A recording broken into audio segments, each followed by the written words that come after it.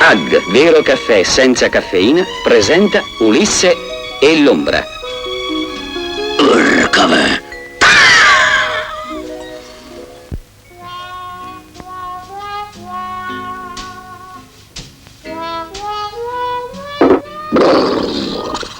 Ulisse, ma perché ti agiti tanto? Fatti gli affari tuoi tu, che io sono già abbastanza nervoso con questo maledetto modello. Ora lo mando in malora e... Chi vuol mandare in malora la nave di Uncino il pirata? Tu? Baffone da tricheco? No, io veramente... E allora vada come parli, altrimenti con questo ti ci lavoro le budelline all'uncinetto, intesi? Sì, d'accordo, io non... Ma che storia è questa? Ho anche i miraggi adesso? Eppure era qui. Dove sei? Vieni fuori, seccaggio bell'imbusto della filibusta! Vieni fuori, ti dico! Fuori!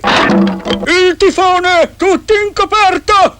Oh, sei ancora tu? All'arrempaggio! Vieni qua per 1000 bombarde! Lasciami, ti dico! Pronti con i pezzi di dritta! Fuoco! No, fermo! Fuoco a volontà!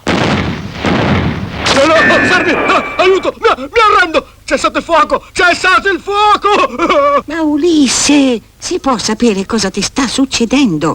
Mi arrendo! Io chiedo di parlamentare! Fermi! Sei tu? Urcave! Ulisse, tu ti agiti troppo. Bisogna stare attenti con i nervi. Guarda! Attento! Perché? Perché la caffeina, presa in dosi eccessive, agita i nervi, eccita il cuore e provoca insonnia. Io invece non li conto più. Bevo sempre caffè AG, dormo benissimo e non sono mai agitato. Perché il caffè AG è senza caffeina. Sì, caffè AG è buono e si beve con tutta tranquillità. Caffè AG. Bevetene quanto volete.